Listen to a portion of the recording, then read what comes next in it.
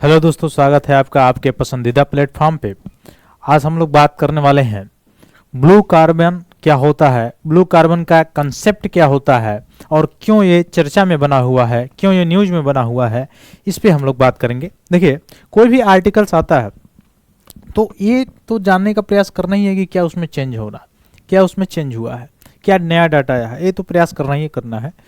साथ साथ यानी समय के साथ अपडेट होना है, ठीक है। और साथ साथ ये काम करना है कि जो चीज़ें बेसिक है वो तो होना चाहिए, यानी बेसिक नहीं छूटना चाहिए, क्योंकि बेसिक रहेगा तभी आप आगे की चीज़ों को समझ पाएंगे। तो हालांकि मैं थोड़ा सा बताऊंगा इसमें ब्लू कार्बन जो है वो क्या कंसेप्ट क्या है इसका कंसेप्ट कार्बन सिंक से लिंक होता हुआ दिखाई देगा आपको, जो आप इन्वायरमेंट में पढ़े होंगे, ठीक है। यहाँ से प्रश्न बनता भी है।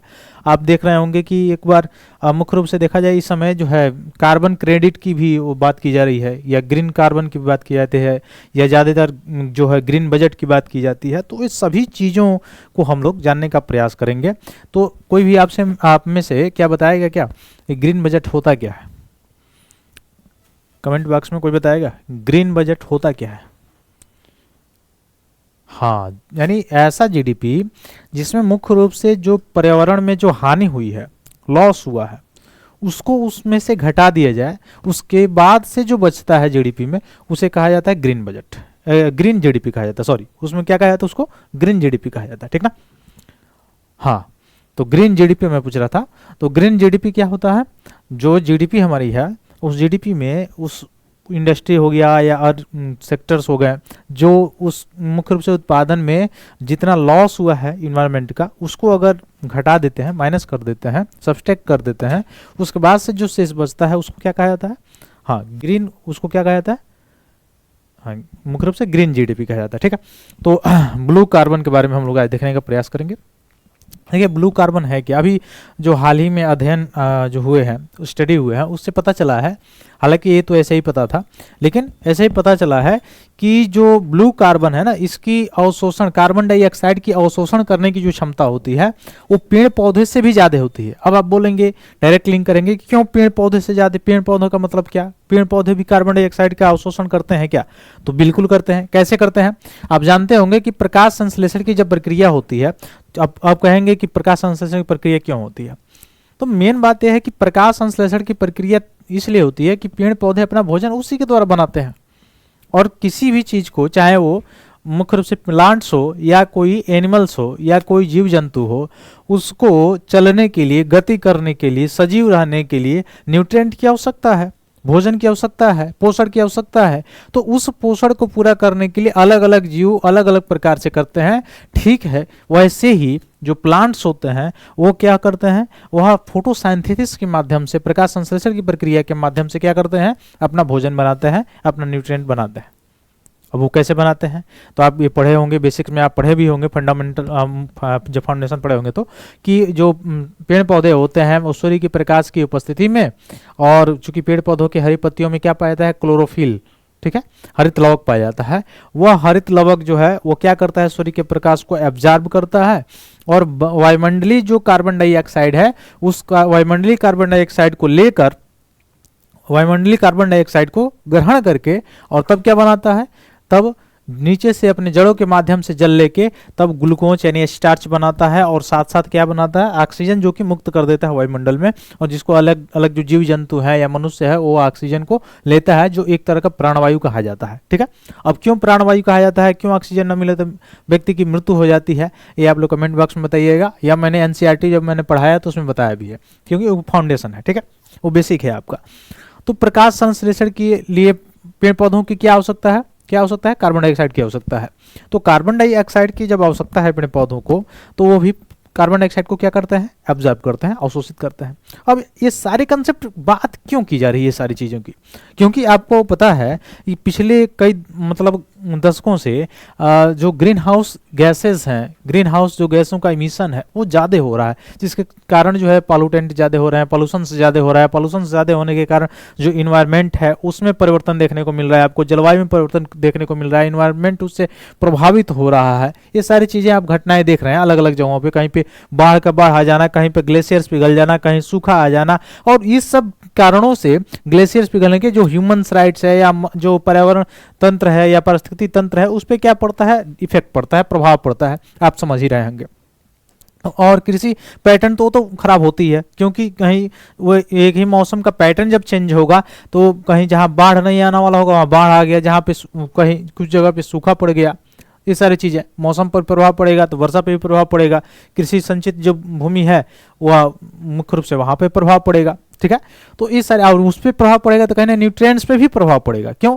क्योंकि फूड देखा जाए जो खाद मुख्य रूप से तो खाद्य सुरक्षा नहीं हो पाएगी, फूड सिक्योरिटी नहीं रहेगी। फूड सिक्योरिटी नहीं रहेगी तो जो लोअर तबका के लोग हैं उनको खरीदने के लिए आसान नहीं रहेगा। जैसे इन्फ्लेशन आप देख रहे हैं बढ़ रहा है, उसका कारण भी कई जगह से लिंक किया जा सकता है।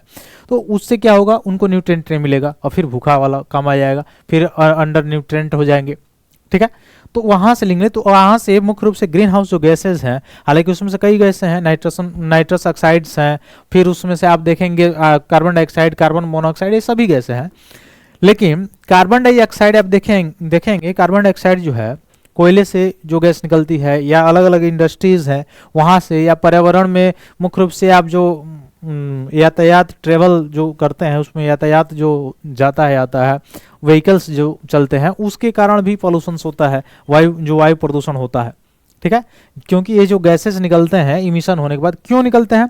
क्योंकि जैविक ईंधन से जो व्हीकल्स चलते हैं, जैविक ईंधन से यानी जैसे पेट्रोलियम हो गया, तो उससे जो ईंधन चलते हैं उसमें क्या होता है, वो फ्यूल जो के जलने से जो ग्रीन हाउस गैसेस हैं उनका उत्सर्जन होता है, और इन ग्रीन गैसों के उत्सर्जन के कारण क्या होता है, ग्लोबल वार्मिंग होती है। और ग्लोबल वार्मिंग होगी तो ठीक वही घटनाएं होगी जो मैंने अभी पीछे कुछ समय पहले चर्चा किया है। तो आप बोलेंगे कि क्या ग्रीन हाउस गैस केवल कार्बन डाइऑक्साइड ही है? नहीं, कार्बन डाइऑक्साइड नहीं, और भी गैसें हैं। लेकिन कार्बन डाइऑक्साइड को सिंक करने के लिए, मतलब सिंक होता क्या है, जैसे मैंने बताया कि पेड़ पौधे जो होते हैं वो क्या करते हैं, कार्बन डाइऑक्साइड को अवशोषित करते हैं। इसका मतलब वायुमंडल में जितना कार्बन डाइऑक्साइड होगा उसको अवशोषित करने की क्षमता होगी उनके पास।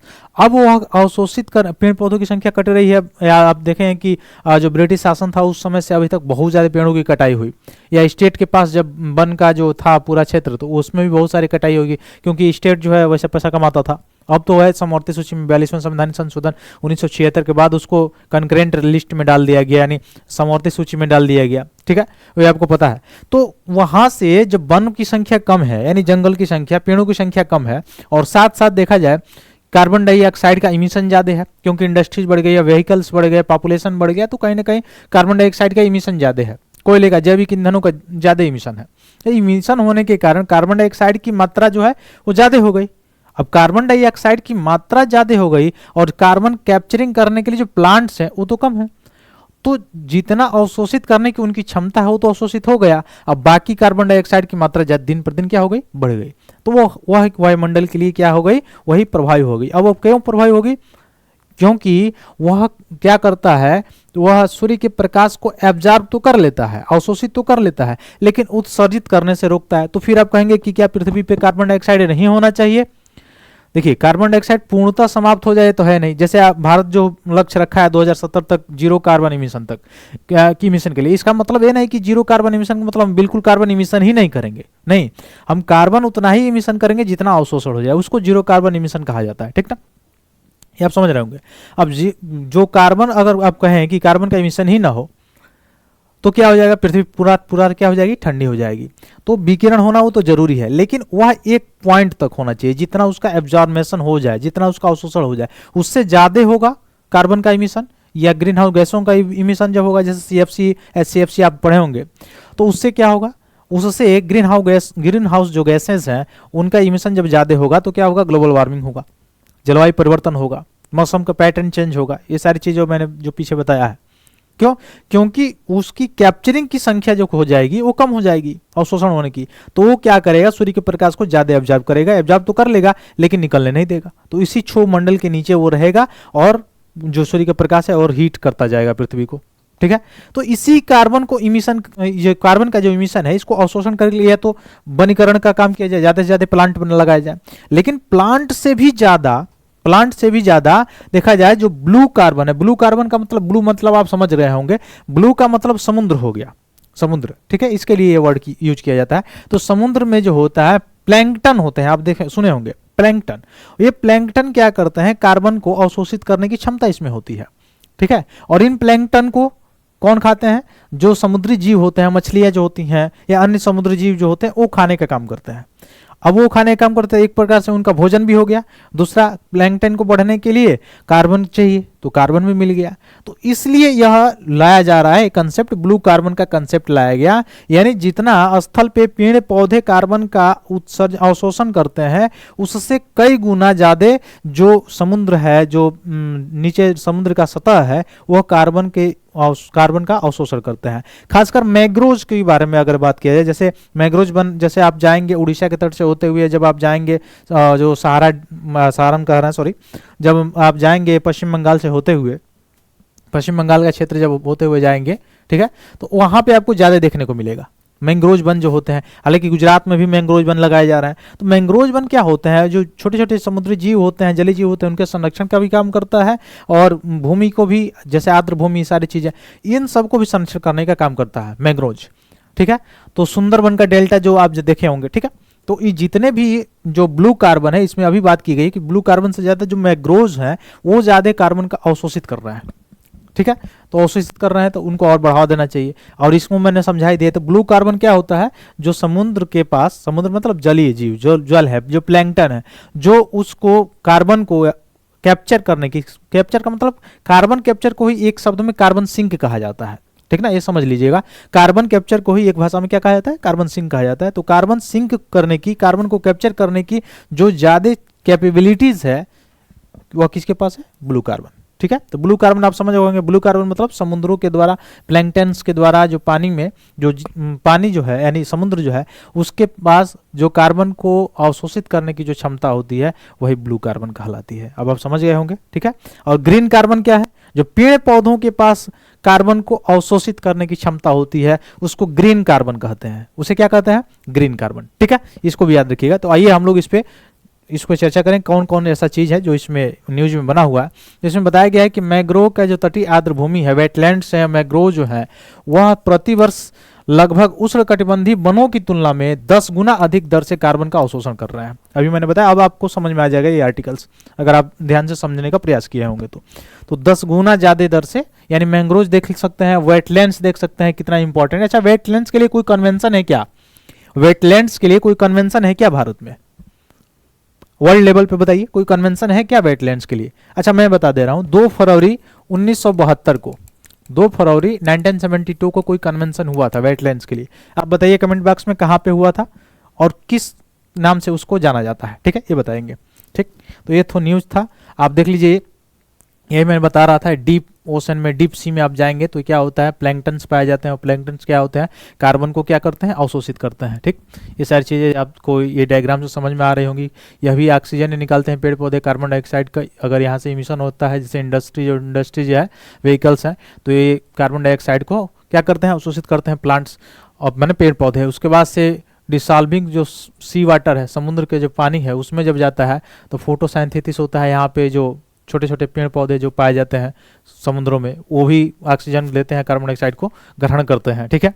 ये छोटे छोटे जो जीव होते हैं समुद्रों में, उनके लिए लाभदायक होता है, ठीक। उसके बाद से डीप सी में जाएंगे आप तो लो कार्बन इन्वायरमेंट यहाँ पे पाया जाता है। यहाँ पे ज़्यादा से ज़्यादा कार्बन का क्या हो सकता है, कैप्चरिंग हो सकती है, कार्बन सिंक का ये काम कर सकते हैं। अब कार्बन साइकिल थोड़ा सा हम लोग देख लें, कार्बन साइकिल क्या, कैसे कार्बन डाइऑक्साइड का साइकिल बनता है।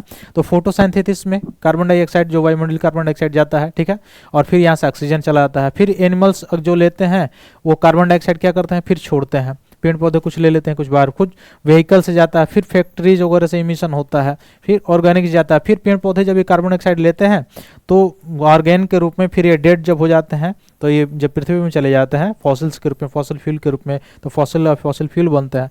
फिर ये जाके यह ईंधन के रूप में फिर इमिशन होकर कार्बन डाइऑक्साइड आ जाता है। तो कार्बन चक्र है, ठीक ना।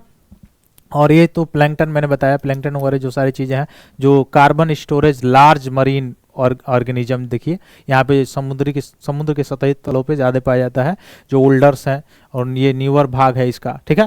तो यहाँ पे सबसे ज़्यादा, खासकर जो मैंग्रोव आप देख रहे होंगे, मैंग्रोव जैसे ही जड़ें होती हैं, ठीक ना, इन जड़ों पे ही नए नए पौधे फूल आते हैं, ऊपर से धूप भी नहीं यहाँ पे नीचे पड़ता है। तो ये सारी चीज़ें यहाँ पे जो है कार्बन को कैप्चरिंग करने में बहुत ज़्यादा मदद करती है, ये ऐसा जो इन्वायरमेंट इसका होता है, ठीक ना। तो ये सारी चीज़ें आप देख लीजिए, ये कार्बन ये आपके लिए मैंने लाया था। ठीक, अगला पॉइंट देखिए, तो ब्लू कार्बन के बारे में थोड़ा सा इसमें बताया गया है, मैंने पहले ही बता दिया आपको। ब्लू कार्बन विश्व के महासागर और तटीय पारिस्थितिकी तंत्र के द्वारा शोषित कार्बन, यानी कार्बन को अवशोषित करने की जो क्रिया होती है उसको ब्लू कार्बन कहा जाता है। दुनिया में मैंग्रोव हो गया, समुद्री घास, नमक, दलदल मिलकर ये सब ब्लू कार्बन इकोसिस्टम बनाने का काम करते हैं। तटीय पारिस्थितिकी तंत्र जैसे मैंग्रोव, ज्वारी दलदल, समुद्री घास, ये जब स्थलीय वनों की तुलना में प्रति इकाई क्षेत्र में अधिक कार्बन संग्रहित करते हैं, जो मैंने पहले ही बता दिया आपको। तो कुछ गतिविधियों, मानवीय गतिविधियों के कारण ब्लू कार्बन पारिस्थितिकी तंत्र को नुकसान हो रहा है, जैसे मैंग्रोव की कटाई वगैरह वहाँ पे, ठीक है, मानव बस्ती के कारण, ये सारी चीजें। नीले कार्बन पारिस्थितिकी तंत्र के रूपांतरण और क्षरण के रूप में दुनिया भर में अलग अलग है, लेकिन ये मुख्य रूप से मानव गतिविधियों से प्रेरित है। इसके कारण जल कृषि आप जानते हैं, मत्स्य पालन वगैरह होता है, कृषि, मैंग्रोव वन का दोहन, प्रदूषण, ये सारी चीजों के कारण इसमें क्या हो रहा है, ये बताया जा रहा है कि इस पर दुष्प्रभाव पड़ रहा है। ठीक ना। और भी अगर थोड़ा सा महत्व अगर देखें तो तटीय पर्यावरण को जलवायु परिवर्तन से निपटने के लिए जो मैंग्रोव होते हैं वो मदद करते हैं, जैसे चक्रवात वगैरह आता है तो उसमें, ठीक ना। पारिस्थितिकी तंत्र जलवायु परिवर्तन के अनुकूल के लिए आवश्यक लाभ भी प्रदान करते हैं, जैसे मैंने पहले ही बताया। तो ये सारी चीज़ें आपको समझ में आई है। आशा करते हैं ये सभी चीज़ें मैंने जो बताया है, मैंने जो प्रयास किया है, जो इकोनॉमिक्स का एक बड़ा टर्म था वो समझ में आया होगा, सॉरी इन्वायरमेंट का एक बड़ा टर्म था, ये आपको समझ में आया होगा। मैंने अपने स्तर से अच्छे से बताने की कोशिश किया है। तो कमेंट बॉक्स में बताइएगा कैसा लगा आपको ये सारी चीज़ें जानकारी। बहुत बहुत धन्यवाद दोस्तों, जय हिंद।